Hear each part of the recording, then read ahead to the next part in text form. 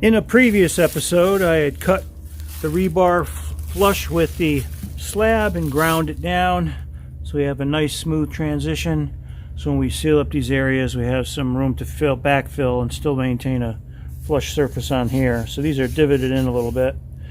I had ground the adjacent areas of the crack so I can get some overlap with the cement patch, but I also need to grind the groove a little bit cleaner because there's a lot of dirt and debris down in there.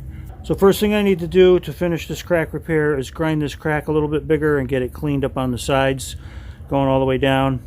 I doubt I'll make the 4 inches, but I'll go down as deep as the wheel will allow, and then I'll cut the slots for the crack stitch to go in there, and I'll show you that when I get to it.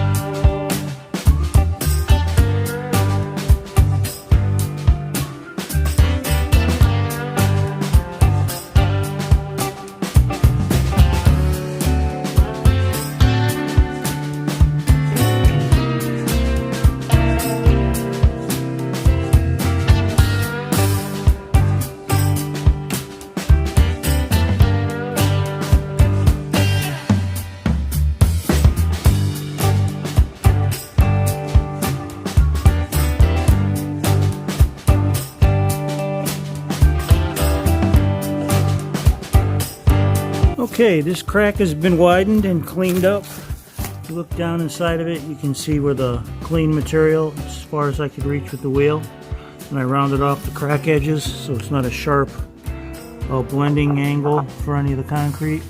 There's a little bit of debris down there, but what I'll do is I'll take a wire brush and the leaf blower and get anything that's loose out of there, and maybe even take the chisel to knock any loose pebbles out of the way.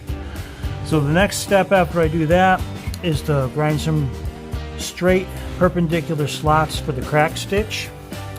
And what that is, it's like a reinforcing material that will bond these two pieces together so neither one will move. It immobilizes this and stabilizes the crack.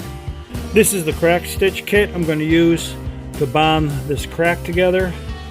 And these are a series of reinforced Kevlar and fiberglass stitches. Now if you look at them close, you can see there's an air gap between the materials. That way when the epoxy gets put in the crack and you push this in, the epoxy can squeeze through these holes and it'll be a contiguous material from the edges of the crack and into this reinforcement. So what I do is I cut a slot 3/4 of an inch deep, a minimum of 1/8 of an inch wide, and to fit these in there, I want to make sure I get it deep enough so it spans the gap and there's no exposed pieces of this.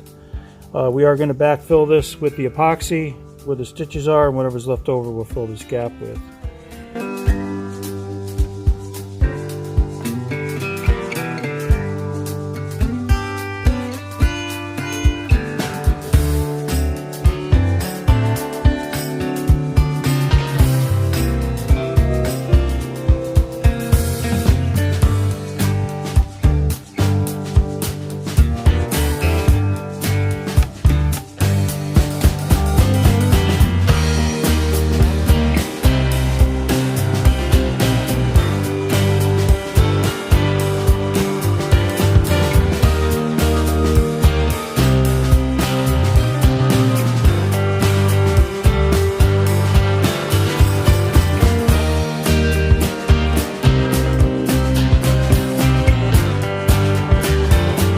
Okay, there you have it.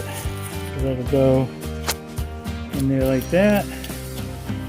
So I'm gonna test them all out. Got another one here that goes inside. Another one goes in that slot there, and that slot there. So those are the crack stitches.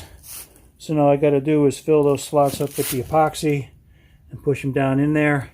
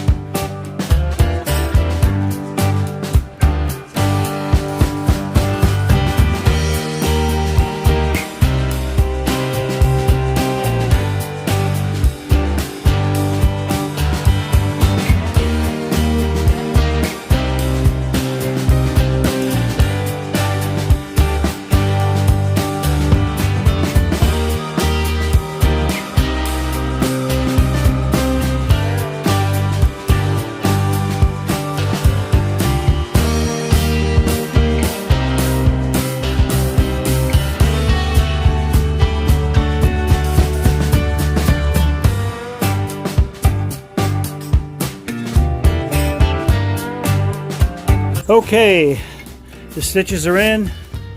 The epoxy bonding agent has been applied. I spread it into the groove, pushed it in there, worked it in, feathered it out a little bit. I also put some over the rebar ends to get that sealed off from the elements so I don't get any oxidation from water or humid air.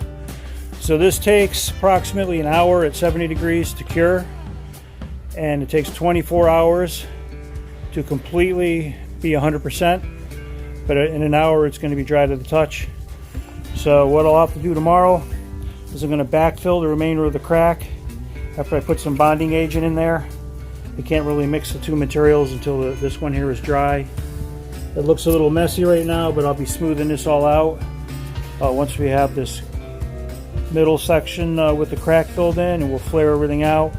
Then we'll be ready to float this slab flat. So what this is doing is the rebar through the corner is bonding it to the foundation, and then these crack stitches are bonding this big crack together so nothing moves. It's kind of like a composite rebar made out of Kevlar and fiberglass with an epoxy adhesive to bond it in. Then we use bonding agent between the two pieces of slab, and we backfill with a cement filler, and that closes up the hole. And this will prevent any more moisture from getting in there to get any frost heaving, frost and thaws. So it's going to eliminate any potential for any water to get in there and cause any further damage.